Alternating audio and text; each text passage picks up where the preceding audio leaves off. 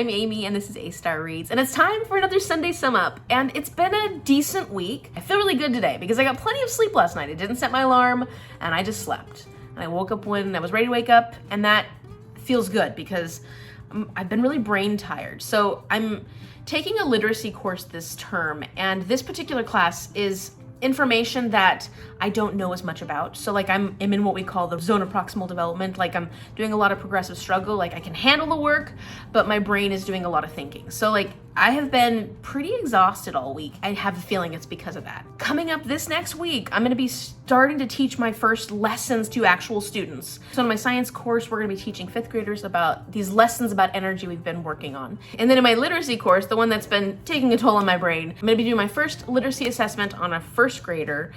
And then I'll be using the information I get from that literacy assessment to plan lessons for like a small group that over the term I'll have a couple of these lessons that I'll be teaching to these little 1st graders. So I'm excited. I'm really excited. It's like finally we're getting in the classroom, and that feels good because, you know, I'm getting closer to the goal of becoming a teacher. Also, I'm trying to get more of a work, school, booktube life balance because those are the 3 things that I spend all my time doing, and then I don't have any time for myself, and I don't do a lot of self-care because of those things. I'm so busy trying to get those things done that I don't take time to do other things. This week was a good week for that because on Wednesday, I actually went for a walk with my friend Hannah. We walked around Lake Patton, which is almost 3 miles, and we are gonna try and do yoga every Wednesday at this brewery nearby. And this week, the lady was on vacation, so we didn't get to do it, but hopefully going forward, we'll get to do as much yoga as possible on Wednesdays, and then if not, we always can go for a walk or something like this. So it was really nice. It was good to spend time with a friend.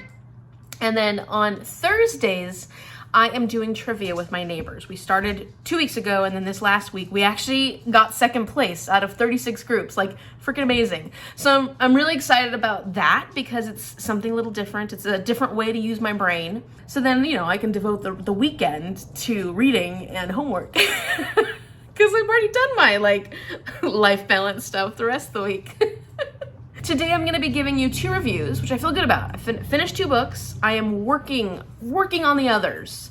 And, you know, just don't have as much time to read as I would like. You know, school is taking a lot of time, and that's good because that's, you know, I'm in school. I gotta focus on that. But I guess before we get to those 2 reviews, let me just quickly tell you where I'm currently at in my reading.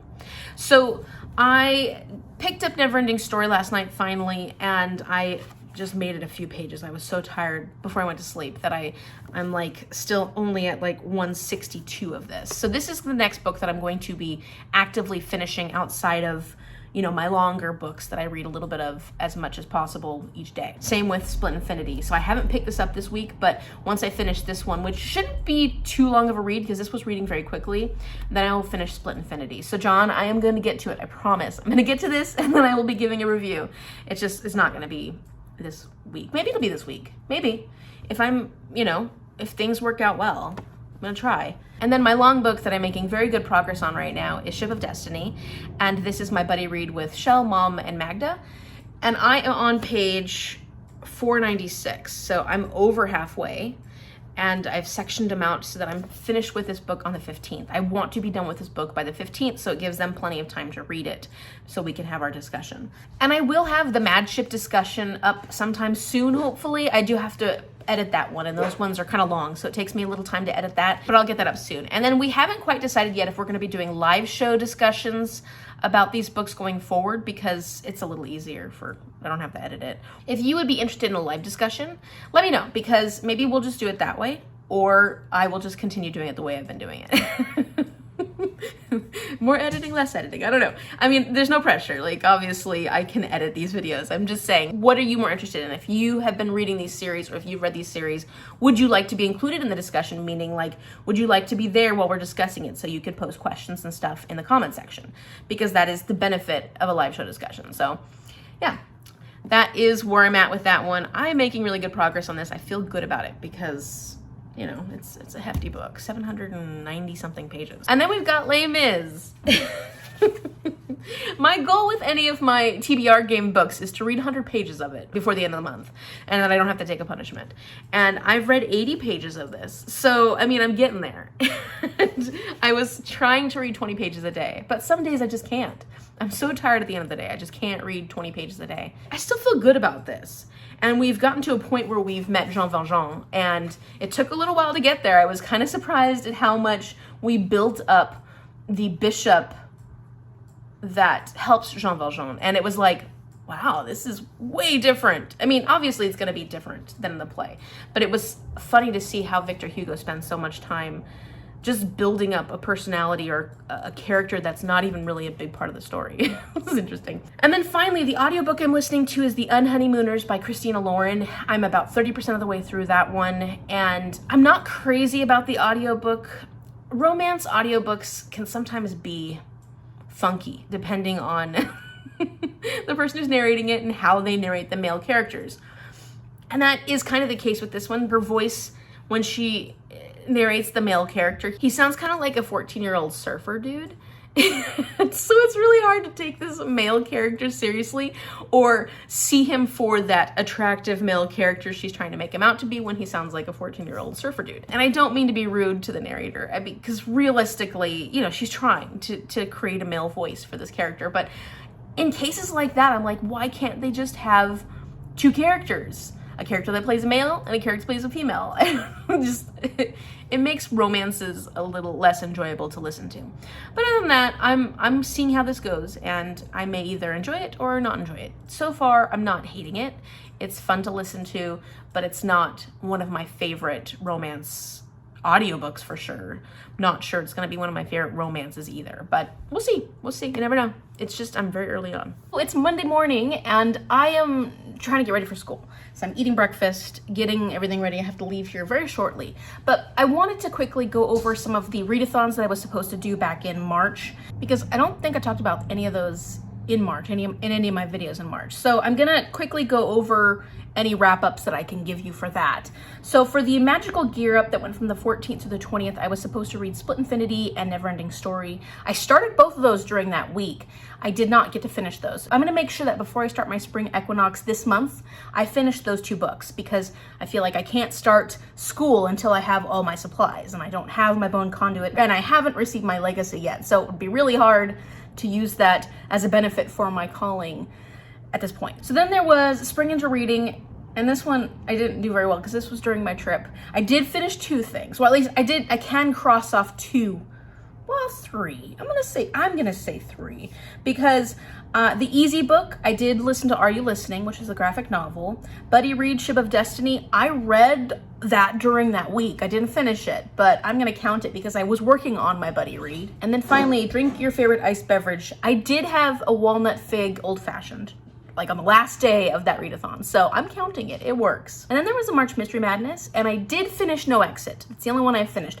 I listened to Night Swim, and I'll probably finish that one today or tomorrow. So that one's not gonna get done in March, but I did listen to the majority of it in March. Then I read like 130 pages of Marina, which is a gothic mystery. So that one's not done. I'm gonna finish that one soon, but I didn't finish that one in March either. Middle grade March, I finished Front Desk.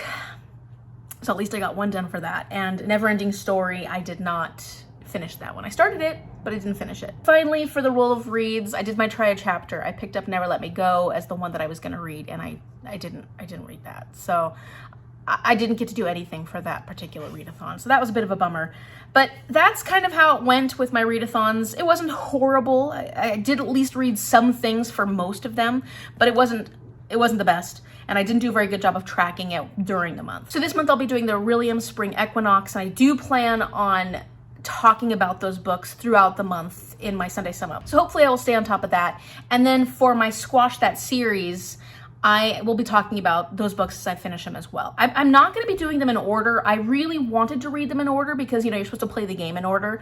But with the way my schedule is going, I need to be able to read some of the books that are later on that sooner. So it's just not going to happen. I really wanted to be able to stay true to the game as possible, but it's just not going to happen. So hopefully this month I'll be a little better at updating on those readathons, so it actually feels like I'm participating in readathons as opposed to just saying I'm reading these books for these prompts. We'll see how that goes. Just wanted to give you a bit of an update, and now I got to get to school.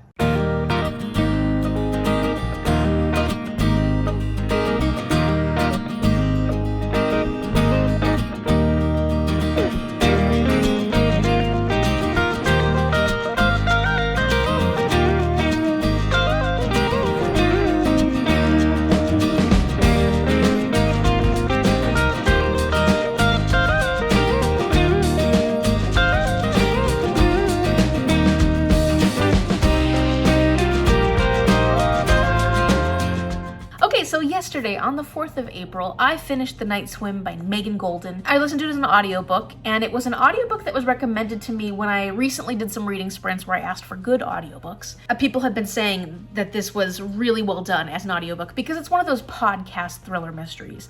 And I really loved Sadie by Courtney Summers, and that one I gave 5 stars. This one I would say I'm going to give 4.25 stars. I really enjoyed it, but it took me a while to get into it. But once I was into it, I had a hard time leaving my car because I listen to my audiobooks while I'm driving places. So I'd get to a place and it was getting really exciting, so I had a hard time, turning it off and getting out of my car and going and doing whatever I had to. So that's good news. It did take a while to get there, though. I just wasn't as invested in the characters in the beginning. I wasn't as excited by the story in the beginning. I mean, I was interested in it, but the way it was written just didn't pull me in as quickly as I had hoped it would from the beginning. So this is a book about this woman named Rachel Kroll. She's solved crimes on her true crime podcast, and she's going to do her next season, which is about this rape trial. And it just so happens at the same time that someone reaches out to her who had like a similar situation. It's not exactly the same as the rape trial she's doing her podcast on, but it's something that has to do with the same town where the rape trial is taking place. They feel like their sister was murdered many, many years ago, 25 years prior, and they want Rachel to help them have this murder solved, get proof and try to figure things out. I really enjoyed Rachel. I really enjoyed the other main character, Hannah. And of course you start getting to know these other characters and building their personalities and getting to know them better and trying to figure out where they fit in the story. I did end up figuring out all the twists. I kind of figured out whodunit. I figured out the different elements to it. Even though I did figure everything out, I didn't feel like it dampened my enjoyment of the whole story overall. And so that's good because, you could be like, oh man, I figured it out. It's not as enjoyable anymore. And that wasn't the case. I still felt the same level of intrigue and excitement as the story progressed. And there were definitely moments that really had me choked up.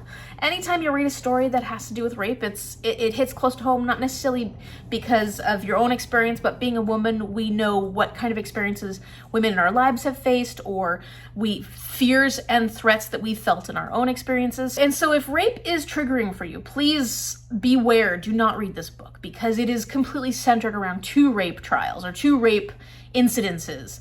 And the detail of this is not as bad as I have read in other books, because I've definitely read other books where the rape is very difficult to read. This one is difficult, but not to the same extent as I have read in other books. So I think the reason that I'm going to give it 4.25 stars is that it did take me a little while to get into this book, like maybe about halfway. Now that doesn't mean I wasn't enjoying the first half of it. It just means that I wasn't so pulled in that I couldn't step away from it. I had no problem turning off my car and not listening to the audiobook for a few days at a time. But once I hit around the halfway mark and I really started investing in the characters, investing in the story, having my own ideas of who could be it, what could have happened, what exactly is going on, Then I think the intrigue started building quite a bit, and the second half of the book was way more enjoyable. It was very exciting. I thought that the thriller element was there and gets you wanting to know what happens. The conversation around rape is an important one. It was very difficult, but I thought that it was handled fairly well here. I do think that this is relevant for cases that we have seen in real life, actual true crime situations. And so it's a good thriller. I really recommend it.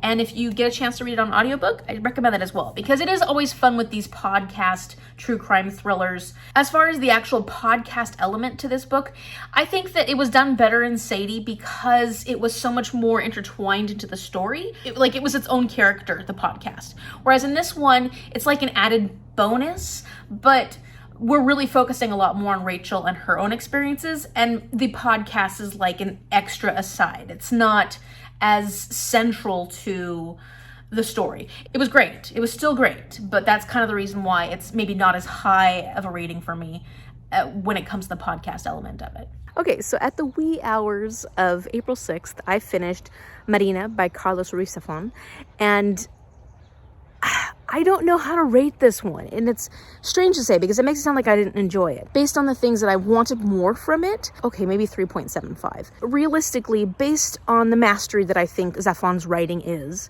and based on the complexity of the story, I'm going to give it a 4 stars because I did enjoy it. I got through it very quickly. It's a fast read, and there were so many elements to this that I really enjoyed, and I thought, given a slightly different tone or a different way of handling the characters, I might have felt this was closer to 5 stars because I thought that the recipe was there. The recipe was there for a really high rating. I really do love gothic mystery novels. There's something about the atmosphere that really draws me in. I love character building, but I also love when you're building a scene, when you're building a setting, and gothic novels are known for that. So the story is about this boy named Oscar, and he is in a boarding school. He's like 15 years old. And at one point, he does this thing where after school, when he has some free time, he likes to wander around town, wander around Barcelona. He is doing this in this part of the town that has a lot of really old, rich houses, but a lot of them have been abandoned. And he hears this music playing, and it's this like dreamy music, and he follows that music to this house, which looks like it's abandoned.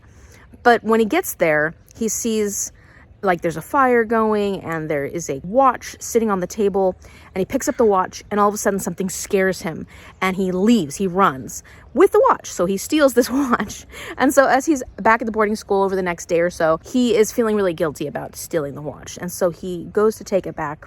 And this is when he meets Marina, who is this young, also around 15 years old girl. And of course, he's incredibly intrigued by her because she's beautiful. And he just instantly finds her to be very attractive. And there's this mystery that starts unraveling for them. There are so many complex elements to this that I really enjoyed. I liked the story. I liked what Zafon was doing with the different characters and the level of tragicness of all the characters in this. Like, all the characters have really, really tragic situations and stories. And I think that works really well for a gothic novel, as opposed to just pure evil or pure malice or anything like that. Gothic novels often center around tragedy, and I love that, and I'm glad that was brought into this. I think that the story and the characters were well developed, and a lot of elements to this were told through story. So like you'd meet up with a character, and that character would tell you a story that would help unravel some of the past or unravel some of the mystery. And so that storytelling helped really to paint this great picture of what was going on. Now, I thought that was masterful, and I think that Zafon's writing is masterful. It's beautiful, it's atmospheric, it's all the things that you want from a gothic novel. It was a little on the nose with the gothic novel element, like the atmosphere was a little too dreary and dark all the time. And I know that is what you'd think is supposed to be from a gothic novel. But I think that it was a little overdone in the sense that sometimes you need the lightness to make the darkness seem darker. So everywhere these characters went, every place these characters explored was dark and dreary. Everything. There weren't any moments of light, I didn't think. I mean, I know that some of the characters may have brought moments of light, but I felt like overall there was just so much darkness that you didn't really have the lightness to differentiate it. Sometimes it's more brilliant in the setting when you have something to compare it to. I don't know if that makes sense, and I don't know if that's wrong for me to say about a gothic novel, but that's kind of how I felt, because I've read other gothic novels where it's very, very detailed. You have places that have that element of mystery and creepiness, but then you have gorgeous scenes that kind of offset, that kind of pull you away from those eerie moments so that you have like a breath in between. The other criticism that I think I could give for this, and actually there's two, is having to do with the characters. The characters are 15. And I feel like at times they act like they're 40-year-olds, 50-year-olds. So it doesn't always feel like you're reading from a 15-year-old's perspective. Now, granted, some of their life experiences may have caused them to be older than their time, but I didn't always believe that I was reading from a 15-year-old. Now, I think that maybe the story would have been more successful if he had decided to make them adults. I guess I was spending so much time trying to think of them as 15-year-olds that half the time I would be pulled out of the story because I'm like, that's not how 15-year-olds act. That's not what 15-year-olds would say. The other thing is that although I felt like these characters were really well developed, I still felt like they were constantly being held at arm's length from me. And that can be really good when it comes to a mystery because it leaves these characters being more mysterious. But it also makes those highs and lows, those emotional scenes, which there were very emotional scenes in this, and I did tear up a bit. But I think they could have been stronger if I had had a little more emotional attachment to these characters. And because they were held at arm's length from me, I didn't ever get the full extent of attachment as I could have. And so I honestly think that there could have been moments in this that were just so devastating, because they were devastating, but because I didn't have quite as much of a connection to the characters as I had hoped, then, I just didn't quite get that. There were so many things about this that I did love. I did really enjoy the setting of Barcelona. I thought that was a stunning setting. I liked learning about the city through their explorations. I thought that the story was creative and unique. If you love Gothic novels, which I love Gothic novels, I would say check out Marina. It's really good. It's a really easy read. I think you'll enjoy it. And maybe those things that I had a little bit of issue with wouldn't be issues for you. Okay, and so now I would like to do a bit of a haul for you, and I did get quite a few things over the past couple of weeks. One is that box right there, which I will be opening up and showing you the books that Jezzy has sent to me because she's been unhauling books, my friend Jezzy. And then my friend Jan had sent us like a care package, and so there were a couple of books in that. And then my friend Elisa sent me a gift that's non-bookish, but I kind of want to share it anyways because it is so amazing. It's so amazing. And that is this Robin Hood backpack. It is so cute. So I absolutely love Robin Hood, and I love this Robin backpack. It's got so many elements to it, and it has like the greatest little details like this. You've got this quiver with all these arrows in it, which I think is such a cute detail. And then down here you've got the little kids, and they're so cute. Look at them. Oh, they were so excited when they saw Robin Hood for the first time. So if you haven't seen this Disney movie, it is an amazing Disney movie, and I love it. And then if you look at the inside of any of these Loungefly backpacks, they always have some kind of special lining. And this one has the arrow and his hat. So they've always got some kind of unique lining that has to do with the theme of the backpack. Thank you so much, Elisa. This is such an amazing gift. I'm sorry that it was so hard to get it, but I really appreciate it because it's so cute. So then my friend Jan sent us two fun little informational reference types of books.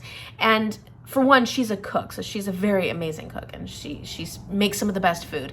And she knows that I love food, and I love food history and food information. So she sent Chicken a la King and the Buffalo Wing. This is fun.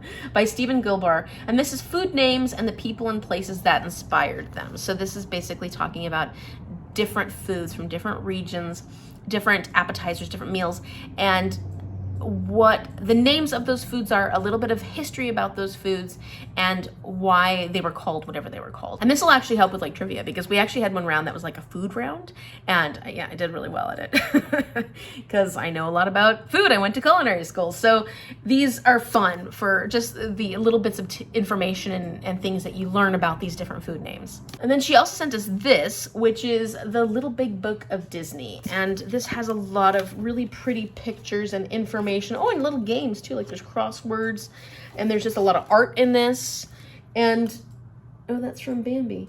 Yeah, so there's a lot of little pieces of art and stuff in this, and then information. I like these kind of books. They're a lot of fun to just kind of rifle through, learn more about some of your favorite things like food or Disney. Thank you so much, Jan, in case you are watching, or Magda will tell Jan the next time she sees her that I love my gifts. So thank you so much. Okay, then we've got this guy, and it's very heavy. So let's see what we got in this. You're the sugar in my tea, the pumpkin in my pie, and the hot dog in my bun. Nice, Jessie. Thanks for taking some of these books off my hands. Will make the move a little easier. Sent you 2 books I made as well. One's a journal, sketchbook, and the other one was just a silly one I made. Love you, miss you. Okay, so let's see what we got. All right, we have... Okay, so this one looks like it's the 4 Great Tragedies of William Shakespeare. And it's this, oh yeah, there we go. 4 Great Tragedies of William Shakespeare. It's this little cloth-bound book. Really cute. I definitely have a whole set of Shakespeare books, but these little bind-ups are always fun. I love these. I think they're so pretty. So yeah, if I don't use this for Shakespeare, the Bard, I will use this as an art project. And then I got this journal, and this is one of the ones that Jessie made. So you can see like she has this little string that she uses to create it that holds the papers into this. And what's beautiful about this is it has this color theme. This paper right here that has all these different colors, and these greens, these lighter and darker reds, and it's a little bit of oranges.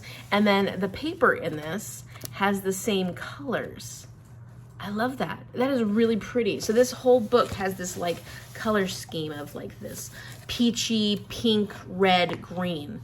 And that's gorgeous. Jessie, this is so pretty. Thank you. And then we've got my is this one my inconsiderate roommate? This is the cat. I understand, my inconsiderate roommate, because you are very inconsiderate. Last night, he knocked over his water bowl like at midnight because he's a jerk. Yeah, you're a jerk.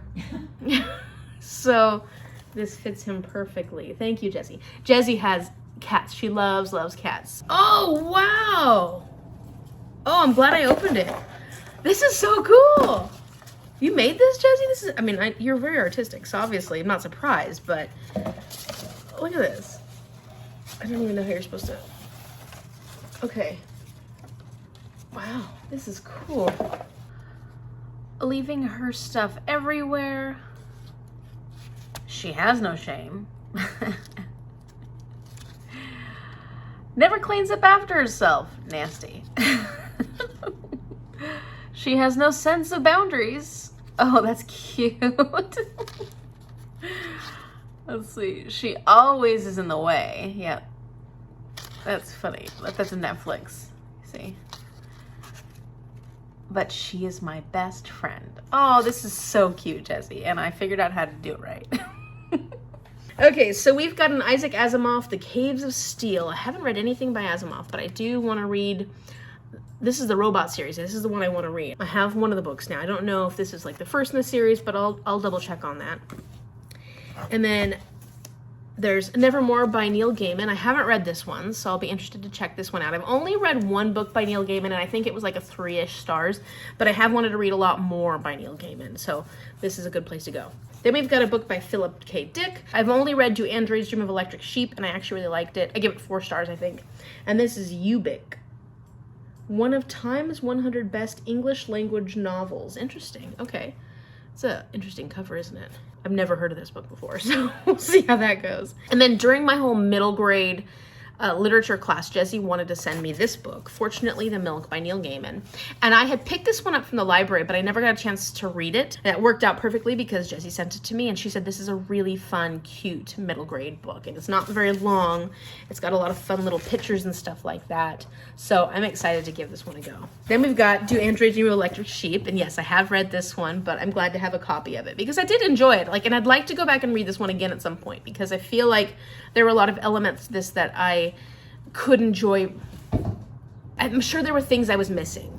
Let's put it that way. And so I'm looking forward to trying that one out again at some point in the future. Not anytime soon because I read it recently. And then we've got cat hair. This is the Yale Shakespeare Sonnets. Okay, so this is a Shakespeare on sonnets. But yeah, that's a cute little book. The Yale Shakespeare Sonnets. So my little book of sonnets. If I feel like I'm out wandering around and I need a sonnet, then I just pull out my little teeny book and read one of these sonnets. This is a good out in nature book.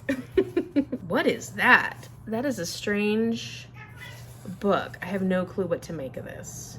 Mental arithmetic. That's what it is. It's all about mental arithmetic. So this would be fun to, considering I'm learning how to teach math right now, I would be interested to see how they wanted to teach math back in the, oh my gosh, when was this written? 1869. And I would be curious to see how they expected math to be done in 1869 compared to how we do math now. So that just looks like a fun book. I think Jesse got this one for to be an art project, but I'm actually really curious now. So we're gonna check out this mental math. Then we've got the American Textbooks of Art Education, Teacher's Manual. Wow, these are cool, Jesse. And where'd you pick these up? So it's a book on art education, 1884. Isaac, you are going crazy. He's so annoying. He's so rude today. But I guess it gives you different, what is this? Oh, look. This is someone's, like, I love books that have things like this.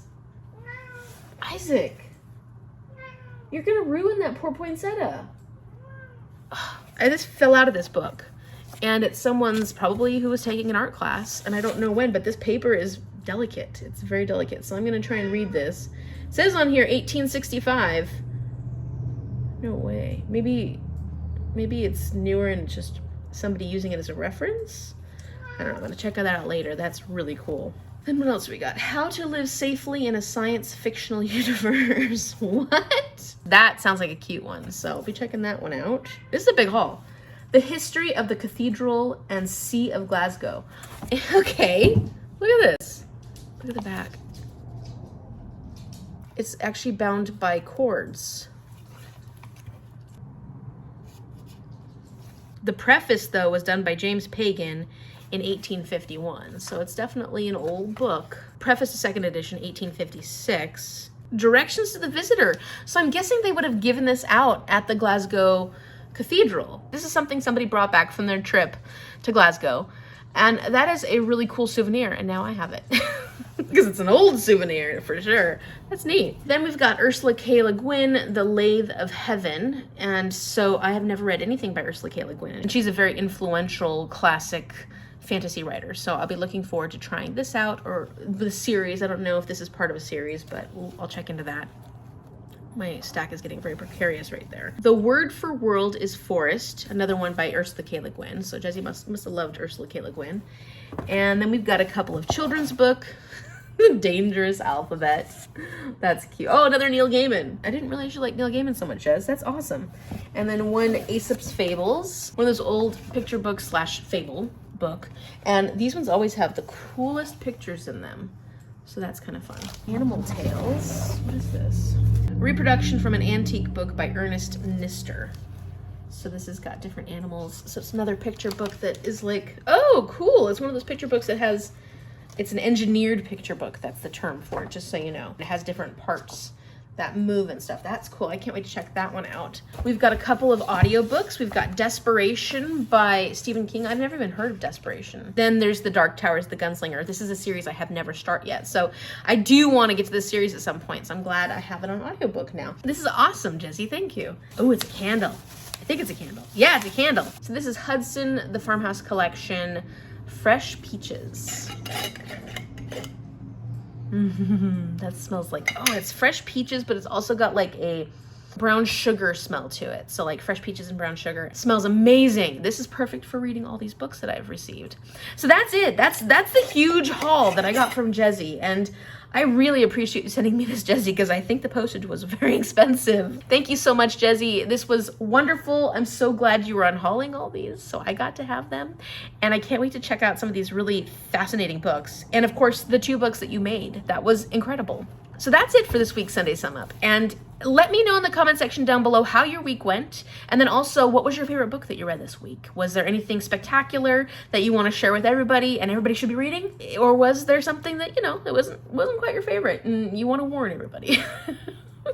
Hopefully that's not the case. Hopefully it was just good books this week. If you like this video, give it a thumbs up and subscribe so you can see what happens next week in my reading life, my life. And I will talk to you later. Thank you. Bye.